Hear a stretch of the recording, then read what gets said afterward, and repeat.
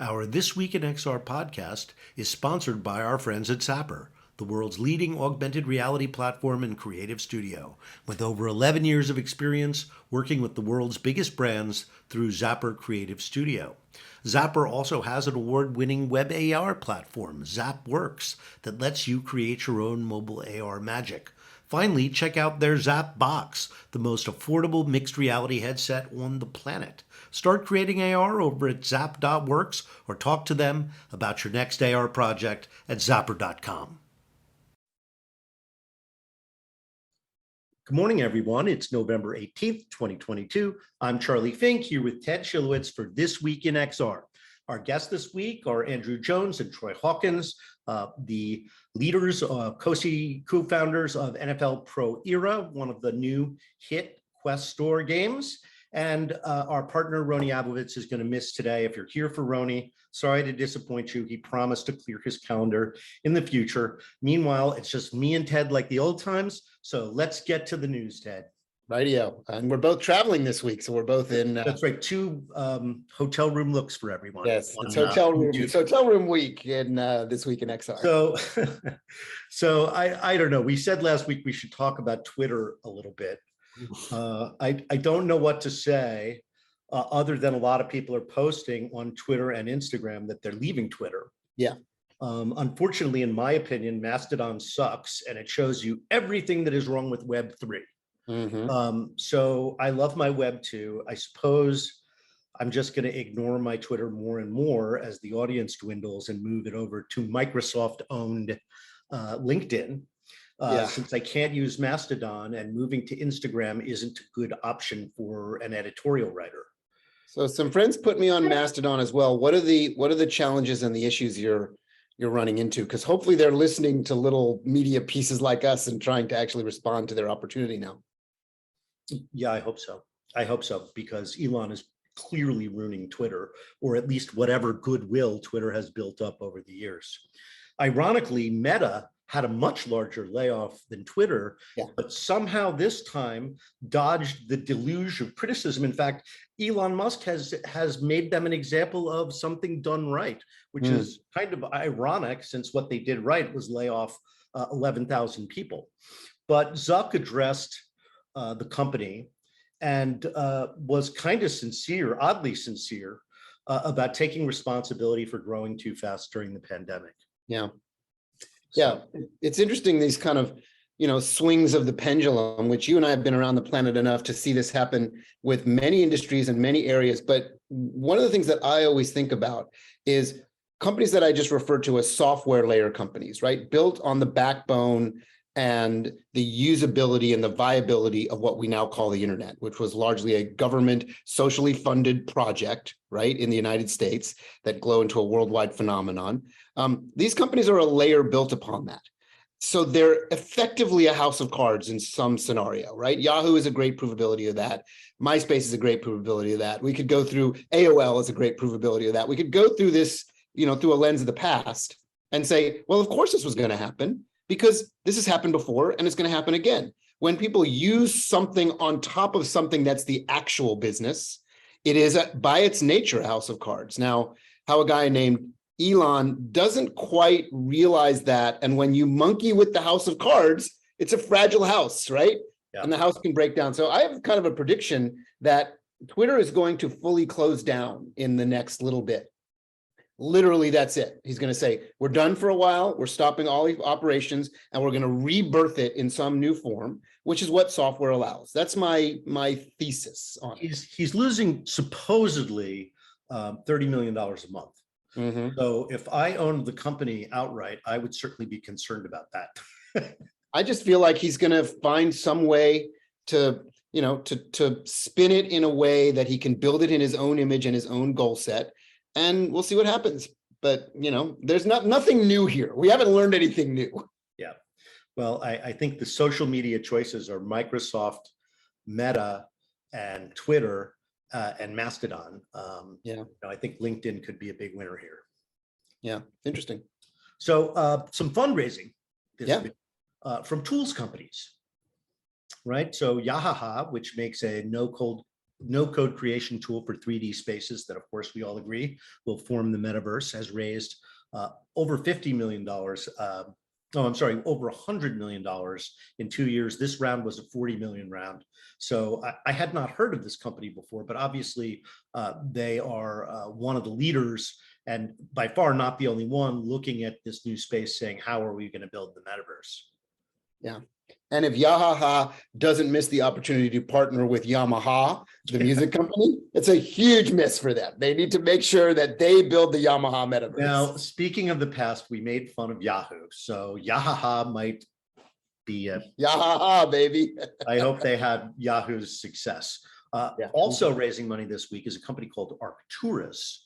They make a volumetric capture with fewer cameras. Now, there are a couple of companies, again, that do this. Obviously, they have very sophisticated technology. They partnered with Epic Games and Autodesk, and it looks like they've got a sort of important niche in VolCap as it becomes more important to television and other media platforms.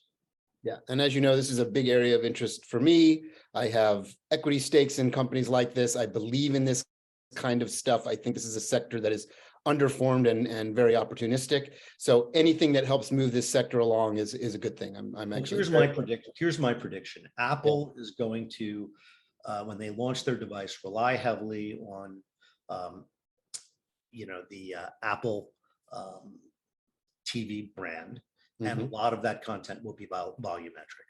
You think so? Yeah, it's going to be interesting to see, especially with a spatial device that allows it, because the thing about volumetric within a two-dimensional screen, even if you're wearing 3D glasses, is you don't actually need volumetric because it's not a truly spatial device, right? We're just tricking the eye this way. When you trick the eye this way in a spatial environment using a VR headset, or more importantly, a mixed reality headset, volumetric will become a new key component to creating realistic live characters, right? And again, going through our lens of the past and our background in theme parks, I've been at Universal all this week doing some interesting stuff.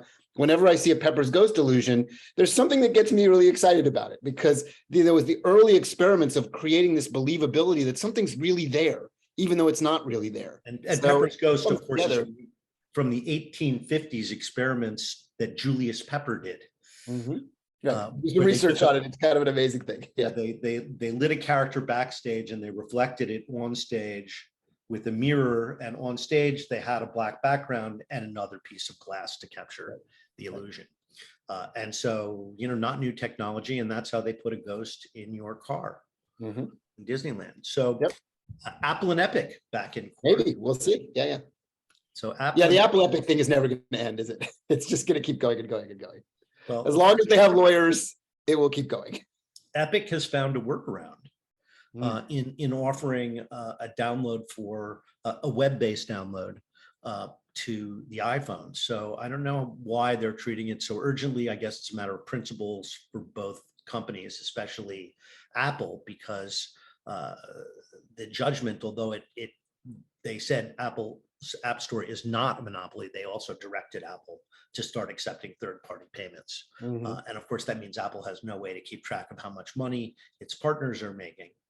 I would say this, I mean, part of the reason that Apple kneecapped Snap and Facebook is because they refused to share advertising revenue with Apple. Right. So, yeah. So when two giants go at it and neither of them wants to back down, sometimes they realize, maybe we should have backed down. We could have played this a different way, right? But you can learn that in hindsight. Yeah. Well, we'll see what happens with trial number 2. We're obviously not going to hear anything about the outcome until the middle of next year. So moving right along, it's raining AR headsets this week, Ted. Yeah, it certainly is. It's another yet exciting, it's a pretty exciting week for me because I'm a big believer in this stuff and love to see forward progress. We're very close friends with Qualcomm, and their enabling chip technology always puts a smile on my face. So it's very exciting. The new Snapdragon chipset, AR2 Gen 1, comes with a reference design for a headset that is truly much lighter and slimmer form factor than we've seen before. So we'll see who picks that up and the Qualcomm device up. They're looking for OEMs to use their designs, as is Vuzix. which introduced an ultralight pair of glasses that looks a lot like the Vuzix Blade, just shrunk down some more. And only 35 grams of weight. So it's almost the weight of a normal pair of glasses in the year 2022, right? So extrapolate to the year 2025, and maybe we're starting to get somewhere. So, well, and of course, Vuzix has that unique waveguide that's inside the glass. So that's, you know, something that that gives them an advantage in using these kind of smart glasses that are a mirror in a way of what you're seeing on your mobile phone. That's how the Huawei smart vision glass works. Rokit also does this, right? It's just a heads-up display for your phone so that if you're playing a game, you can have a larger screen. Right. Yeah. And that's how they keep the weight characteristics down, is all the processing is off-boarded, right? So that's interesting. Are you excited about the prototype Niantic headset that apparently will work outdoors and looks like a cool little fun device to play games with? I'm pretty excited about that. Yeah, I think that could be really, really interesting. You know, quite a bit of friction in carrying another headset with you wherever you go, but maybe it's something for excursions and something more specialized than that. I've always loved the idea, which actually part of Meta's metaverse vision of bringing some of the digital world into our world and having content that's specifically designed to blend the two together. So tremendous potential here. Also, live events like music and theater could be huge for AR. The way I think about it is, if, you know, with the overwhelming success of Pokemon Go, if you just capture 1 or 2% of the people that ever played Pokemon Go, and they're like, gosh, it would be so cool to play Pokemon Go this way, that's a business in and of itself, really quite a large business. And if they get 5%, it's a home run. So you know Niantic is working with Qualcomm, so there's no reason to think this isn't going to happen in the next couple of years. Right. So Meta has resurrected Notorious B.I.G. He's going to do his greatest hits as an avatar in Horizon Worlds. They built a kind of Brooklyn of the 1990s for him to perform in. So you know, that's one I may take a look at. Yeah, I will.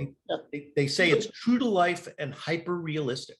It's a good holiday VR thing for us. I've got my VR system in my travels, so I'll pop into it and check it out. I see Andrew and Troy are here. Before we bring them in, I just want to give a shout out to Jackie Mori, who won the Accenture Lifetime Achievement Award. Yes.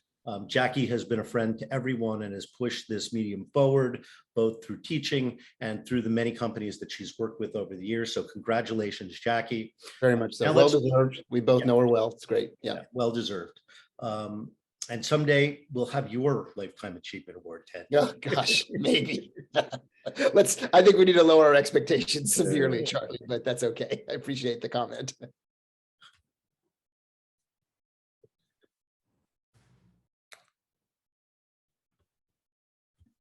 Good morning. Hey. Morning. Welcome. How you guys doing? We're great. How are you? Doing good. Doing good.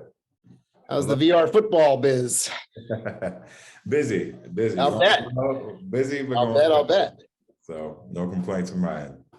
Well, Andrew Hawkins and Troy Jones, thank you so much for joining us on the show this morning. Ted and I are huge fans of NFL Pro Era. In fact, I would say it's the only way two old Jewish white men are going to play football at that level. Ever actually be able to play football, right? That is 100%. Couldn't do it in high school either, so it's sort of a wish fulfillment thing for me. Yeah. That's awesome. Making dreams come true. That's right. We love it. But I gather professional athletes think this is actually pretty good training. Yeah, so we actually started the company as a training product. So we would work with NFL teams and specifically NFL level athletes to get them prepared for game by using 3D simulated plays that we gather from NFL data. So that was kind of the impetus around us even getting to a video game, was because they would go through it for training purposes and they would be having fun. And we're like, if NFL players are having this much fun, imagine what the fans who wouldn't get this opportunity, the experience they would have with it. So absolutely. Yeah. You know, one of the things that strikes me about the game is how fast it moves. So you really get a sense of, you know, it's kind of a leap of faith, right? It's moving so fast, you're throwing the ball before the guy is clearly open to catch it. Yeah. And it's just, you know, kind of gives you a new look at something you're so familiar with on TV, but it goes by very slowly on TV compared to what happens in the middle of it. Yeah, for sure. And the crazy thing about that is it's slowed down in the game, right? So when you're actually playing on Sundays, especially from that quarterback position, it's like 10 times faster. So it kind of gives the fan a feel of just the chaos that's going on. Obviously, I was a quarterback in college, and I'm biased. I think it's the hardest position in sports. So it's been cool to try to convey that in the experience and see how people react. Oh, that's a good point. We should go back to this, right? Because you were you both played at the highest possible level. You were a college athlete, and TJ was in the NFL. So, yeah. So Hawkins in the NFL, played for the Browns and the Bengals, and I played quarterback at Maryland and Western Kentucky. And again, I think, we always talk about how Status Pro is a culmination of our life's experiences, and we draw from our time as athletes so much, right? It's the impetus around everything. And we try to take those experiences and apply them, not only to the company, but within the game as well, right? So everything you hear from the audio to the first time user experience of running out of the tunnel would direct draws from what we felt were cool moments as athletes. And I think that's going to be a foundation we have as we go forward. As a graduate student, you also were a coach, right? You were on the coaching team. Yeah, I had a brief stint, trying that out, seeing what that career path would be like. I decided not to go against it. I'm kind of glad I did. Yeah. Well, it's funny, but you're still in the game. Exactly. So here's a couple questions I have about the game. First of all, when you go into the experience, it's extraordinarily impressive to me, to Charlie, to others, how much you guys were able to interlace with the actual NFL properties, the NFL logos, the teams, the personalities. You've got Lamar as like your kind of icon on the game. And that's a huge deal. Like negotiating anything with the NFL. And remember, I work for a company that owns CBS, right? CBS Sports. So I have a little insight into this. Is extraordinarily difficult, especially when you're talking about a new emerging platform where it's like, the dollars aren't huge yet, right?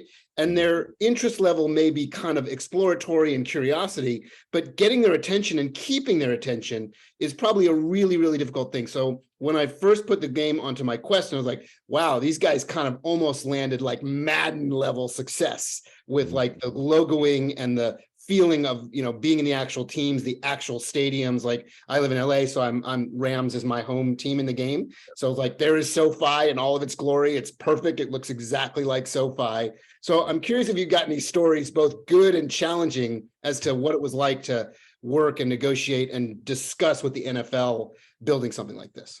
I'm sure we both could give a bunch of answers. I will say that it was not easy. As you would imagine, being a startup, trying to negotiate or at least even get the attention of a company that is probably the most valuable IP, in the country as it pertains to sports. So, but I mean, kudos to Troy, and also I'm going to pat myself on the back because we kind of just stayed the course. Our goal was to give fans that true experience, and for it to be the true experience, especially when you talk about something like XR, which to us was a value proposition. We could put you in worlds that you've never been in. Yes, you could be an astronaut in outer space. You could be, being a fighter pilot. But for us, this is something that maybe doesn't seem as like fantastical and removed from everybody's life, but it's still something that people haven't experienced. And so getting the IP, getting the logos, getting the players, that was very, very important to us, because we were like, if we're going to do it, we want to do it as best as we possibly can. And so your compliment about, being at that level is, is greatly appreciated, and something that me and Troy were awake many nights on trying to make sure we brought to life. I just think people do not realize how difficult it is to get through that gauntlet. So I'm very impressed that you managed it. For sure. And it's just a testament to our team as well, right? The prototype that we were able to build as we were negotiating and trying to paint the picture for what this product could look like was very impressive. I think that was one of the key things that got the league over the hump. When they played the game, it was fun. And it also showed, how the NFL IP could look at VR and how the fan could just see it from a different perspective. And I think they were aligned with the vision of having this be an extension of how people consume football. And again, it's because the team has done an amazing job. We punch above our weight class in that way. And a huge shout out to them as well. How big is the team? How many people on your team to create this and market it and deal with all the negotiations and stuff? So in the weeds of negotiation of the business terms was me and Hawk, very hands-on with that, and a couple of our advisors and head of business development. And then in terms of the prototype, I mean, at the time, we were building this with roughly, a very small team to start. And then when we got the rights, we were able to grow a team of roughly 21 employees full-time. We have a few studios we work with as contractors, but as far as full-time employees, it was 21. Now we're at the point where we're just north of 30 full-time, and with the consultants included, slowly approaching over close to 50. So That's great. Is the game built on Unity? Is it built on Unity? Yeah. Yep, built on Unity. Got it. It's very impressive. So Yeah, is thank that team working mostly on upgrades, or do you guys have other sports simulation games that you are going to bring soon? Yeah, the team is 100%. Go ahead, Hawk. I was gonna say they're focused on the NFL Pro Era products, right? Like continuing to iterate on that, make it better, and also listen to the fans. I mean, me and Troy, obviously, as you would imagine, had like these very grand plans for the product, but the number one thing was first getting it out, building the community, and getting the feedback, right? And our team, to Troy's point, has done an incredible job. It's the reason why the NFL entrusted us with their precious intellectual property, and they've continued to do that. And so, as you would imagine, for people like them who have spent so much time introducing something new to the market that has never been done, they're very precious about it, right? And continuing to make it better, continuing to make the upgrades, listening to user feedback, and finding the ways where we can continue to develop and mature is where they're focused on. I mean, we do want to do other sports. That's absolutely in the pipeline. But for us, the focus now is making sure that we continue to nail football and make sure when people think of sports in XR, they think of us. And when they think of football, it's NFL Pro Era. How is the social aspects of the game going in terms of people finding their friends, connecting? Because that's kind of the hardest part that Charlie and I discover is lots of friction around, like, I don't want to just play it with strangers. I want to play it with my buddies at the same time. And I want to be like in a league, and I want to actually kind of progress. Very, again, to give a lot of kudos to Madden as kind of the non-VR sort of thing that you guys emulated. How is that going? How's that part of the experience going? Yeah, it's been interesting. We kind of see these little mini 3-on-3, 4-on-4 leagues in our multiplayer sandbox that we have, where people can just select an NFL stadium and kind of hang out and play these mini games with their friends, but they also have the ability just to play freely. And we kind of see this flag football leagues forming, which is pretty cool to see.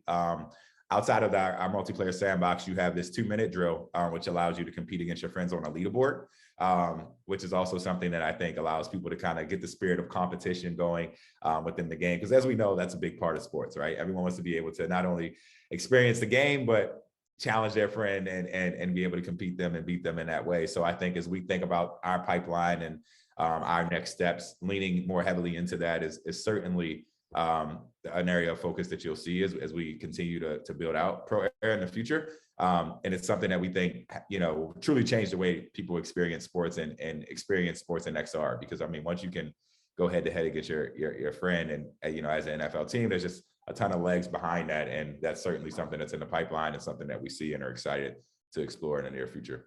So how does one play a receiver? I get the quarterback thing is perfect, right? Because it's made for the Quest in a relatively small playing area. You can do a drop back like you would if you were in real life, which, by the way, together with the uniforms in the stadiums, just creates an incredible sense of immersion. But I would think if I'm using my joystick to do a crossing route, it may not be as realistic. Well, you actually, I would call you on that, because as a former NFL receiver myself, the thing that really blew me away is when our team built the POC, we had a version of it where you could see from the receiver perspective. And Troy can attest to this. I was like, yo, this feels exactly like it did on Sundays, right? And so, I mean, we'd have to continue to iterate. Again, we have an amazing team that, I'm not going to sit here and act like I'm the one engineering exactly how this is going to come to fruition. But I'm excited about it because I know the thing that we have been really good at is figured out the equation to do things that, may not have felt possible before, right? But it's always meeting the technology where it is and bringing it to life. So I think that we'll actually do a pretty good job of, when we eventually get there, introducing other positions slowly but surely.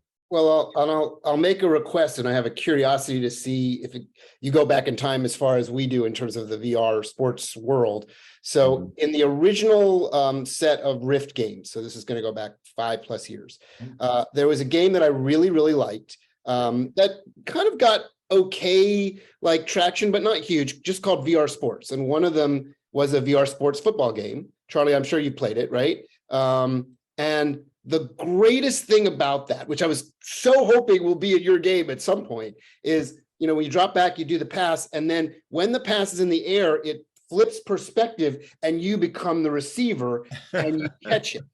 And that was so unbelievably satisfying to me. And it's kind of the one thing that is like, I guess maybe, again, different system, you know, big time graphics, big time computer to run it, and the stupid wire on the headset. But take all that away, that one component of being able to flip the world in real time and throw the ball and then catch the ball was phenomenal to me. And it's still a very big part of like my VR history of like telling people, when you play VR football and you become the passer and then you become the receiver, you got to do it. And that's the kind of one thing I'm waiting for you guys to hopefully do at some point. Yeah, that's my feedback. No, VR Sports Challenge, we were big fans. Definitely played it on the Rift. And to your point, that experience was extremely satisfying. I think for us, again, it's certainly in a pipeline. Like I said, one of my partners, a former NFL receiver, so you know he. While I love the quarterback play, he's excited. He wants to catch the ball. For the receiver play, right? Certainly something that we're looking at, and I think to your point, will be extremely satisfying and something we can build upon. We'll be happy to be the alpha testers when you're ready. And even giving you even more transparency. I mean, that was something we talked about early on, right? But we, as the two people who have to, you know, push the direction of the company, we consciously made the decision to give you the true quarterback experience, right? Because we're giving you NFL football. This isn't a fantasy football game. This isn't like, you know, you're jumping over the line of scrimmage and doing these. This is what the NFL game is like. And when you're a quarterback, you don't get to go the other way. But I think as we develop into a single player, it makes sense. We wanted to lay the foundation because eventually we want you, Ted, to be able to throw the ball to Charlie, right? Yeah, and which would be phenomenal. This version of it, when we give the receiver, now you are playing social. Then it's, you know, hey, you're the receiver, you're the quarterback. And so while at this juncture, it's like, man, I wish I could catch the ball. As it goes forward, I think people are going to be excited about the ability to have teams. That is so interesting because we were just playing Walkabout Mini Golf. They have a new course and we were playing it with Lucas Martel, who is the founder and creator. And even though we were having a business meeting of sorts, we were playing the game at the same time, and it was very, very satisfying. And, you know, you remember playing, you know, catch is an extremely satisfying thing because it gives you something to do while you're in the simulation. I think other sports games like Golf Plus, I don't know if you guys are fans of any of these other sports simulations, but Golf Plus, you know, which has been endorsed by the PGA in the same way that you got the NFL to endorse you and support you. So I think sports simulation is not, I mean, it's not the biggest category, although it would be if you could combine physical fitness. And when the Quest launched, Ted, I never would have thought that its killer app would be sports simulation. Right. I guess maybe me from my theme park background, there was always something about if you can simulate things that people like to do in the real world, that's a segment that's going to work. And of course, it's proved itself out with all the health and wellness side of things in VR, is that, oh yeah, I can do this in a way that like I can't get to the real thing, so I can do the simulation. Like It's a dream for anybody to be able to go on an NFL field and throw a ball, right? And just be in that environment. So the fact that you built the environment so realistically is like, you can imagine the day when the headset gets higher resolution, when the haptics are better, when everything's just better than it is now, when it's truly photorealistic. Like you go back in the annals of video games and you look at the very first Madden games to what it looks like today. It's like, I'll watch, you know, my kids or my friends' kids sometimes playing Madden or NBA 2K, and I'll do a double take. I'm like, oh, is that a real game? I was like, oh no, they're just playing NBA 2K. I'm like, no, they're not. That's like a real basketball game. Yeah. And when we get to that level in VR, forget about it. Like, it's going to be so amazing to feel like you're actually the quarterback. Like, this is crazy. And we're getting close to that, you know? And we agree with you. I think that, you know, when you just look at the space, the ability to replicate experience that you can have in real life, and then have those shared experiences with your friends, I think are the two most important and compelling elements as we try to go down this path of making VR ubiquitous. And we obviously are biased, but we feel like the NFL can have a big hand in that, right? Because again, the ability to play catch in your favorite stadium is powerful. I mean, I don't know if you all have ever been on the center field of SoFi, but to be able to do that and pick any other stadium and hang with your friends is cool. And then, like we said, as we introduce the head-to-head simulation portions, we feel like that's gonna go down in history as one of the key drivers to just get people excited. Because again, playing in an NFL game, I think, is every NFL fan's dream. I got to kick a field goal once, a fake field goal in SoFi, and let me tell you something, I was terrible at it. And the idea of having the version in VR where I don't have to be terrible at it is kind of a dream for all of us, non-athletes. Oh yeah, I didn't even think about kicking, but that would be awesome. Yeah. So it's similar to being a quarterback. someday. You could also do it in a relatively small space, Yeah. right? You don't have to cross the room. For sure. That's awesome. Interesting that other professional sports like MLB and Major League Soccer, although there is a company doing, I think, a Major League Soccer training simulation. But it's interesting, MLB has had several treatments in VR and they're not nearly as successful. Yeah. Yeah, it's interesting. I think that I know they've been in this space for a while, and we actually got a chance to try their home run derby experience, which I thought was very compelling when we were at the MLB All-Star game this past summer.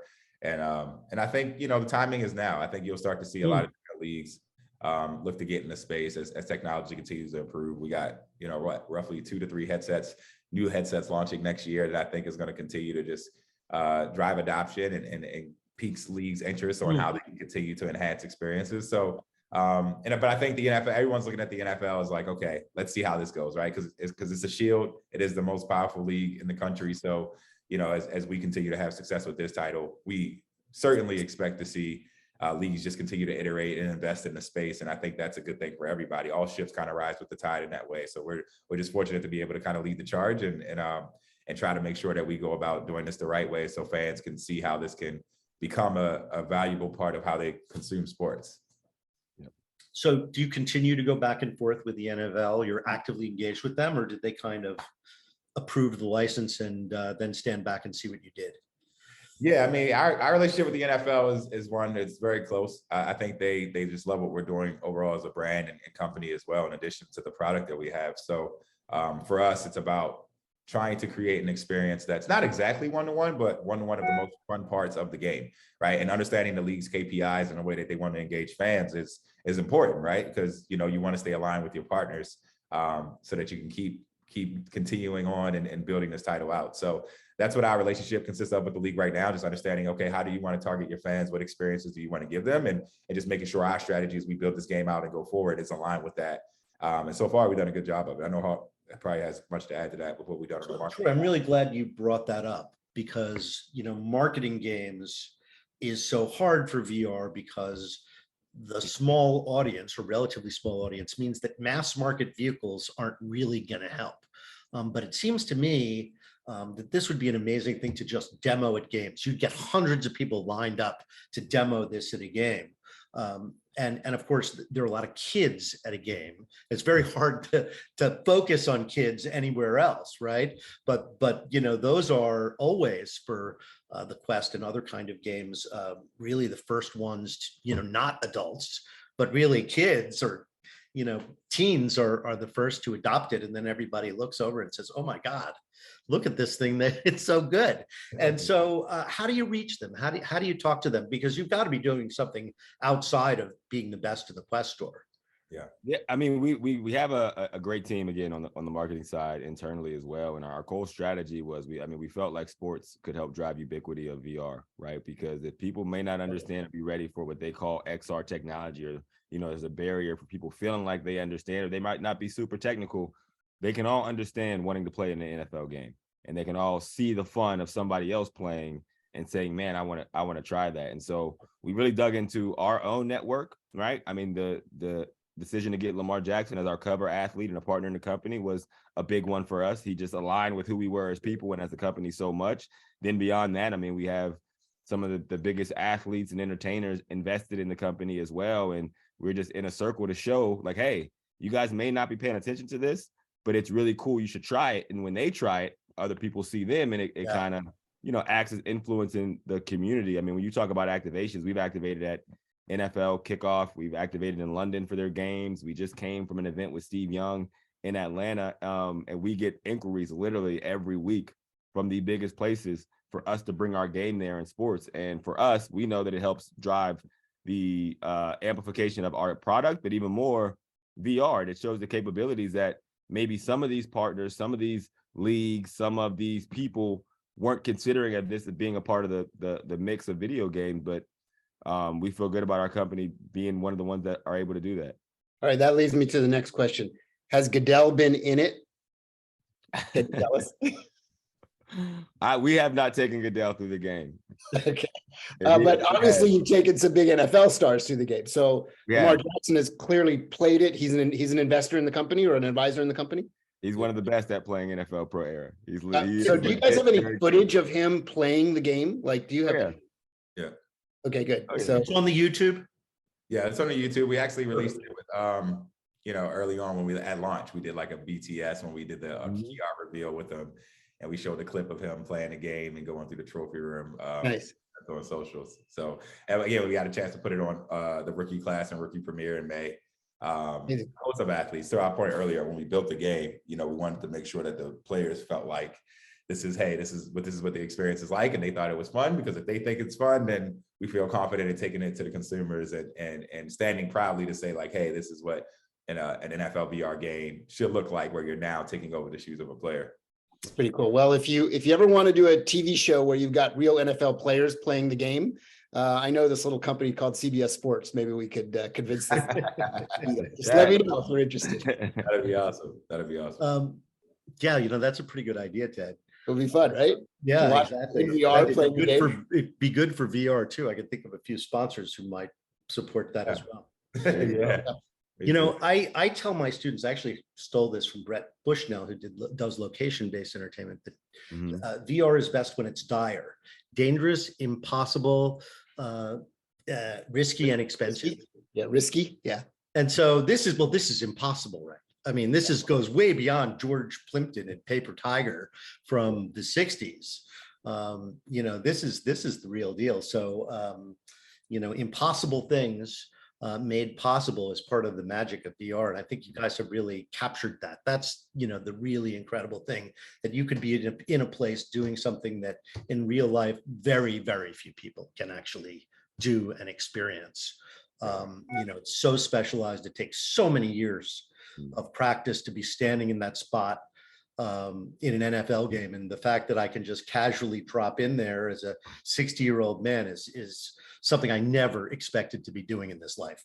Yeah, that's the mission of the company, right? We say we're democratizing athleticism and just trying to bring experiences to people worldwide, obviously starting with the NFL, but eventually all sports, of just what it's like to be that athlete and connect the fan, the athlete, the leagues in a unique way. And again, the only barrier we see to that really is just getting people in a headset. Because once you get in, and I truly have put this on a lot of people, and everyone's experience of just being in the stadium for the first time or throwing their pass, and as they get comfortable with the game and get the competitive juices flowing, like you can see them start to want to stay in it and continue to compete. So as we build on top of it and just increase the depth of the gameplay, I'm excited, because I truly believe, like I said, this is the future of how people will engage with sports. I do think that it has a place as an extension of console. I think console will always be a way that people will play, but when you talk about just seeing what it's like and doing that parallel with your season, your favorite team's season, I just think there's a strong place in that, and VR is the best use case for it.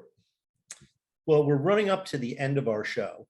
Do you guys have anything you want to say to our listeners about the game and about the company? I think you were on a terrific trajectory, and I'm really excited to see what you're going to do next. And I think also, by the way, very smart to keep focused on the popular game, building it up, satisfying fans, building on their desires. I think that's going to lead you to a lot of success.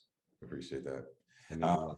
For me, first I would just say that, listen, Christmas is approaching. So today, available on Quest and PSVR. We have a Steam release coming for the holidays as well. So excited about that. And play 2-minute drill. I'm ready to start challenging some people, see if they can get a high score, get some competition going. So that's my 2 cents. Oh my gosh, Charlie. So now I have another really good question, because he dropped the PSVR thing. I know. Can you imagine? Photorealistic. So you guys, I'm imagining, have had a little early look at the the PlayStation 5 plus the second gen PSVR and what it's going to play like there? Can you give us any kind of clue for the listeners? All Of I'm like, gonna say is we're our goal is to be on any and all platforms. So you know, that's the politically correct answer. I think that We want the scoop on is it going to Is be there a awesome? Steam version? Is there a Steam version? It will be releasing around the holidays. Yes. Wow, that's great. That's great. Well, Troy, wishing you guys continued success. Thank you for delighting us, and Andrew, a pleasure to meet you, and thank you for all the great games that we got to watch, and all the pain you absorbed for us to do that. Our pleasure. Thank you guys for having us. All right, that's our show, everybody. Have a great week, and we'll see you next time.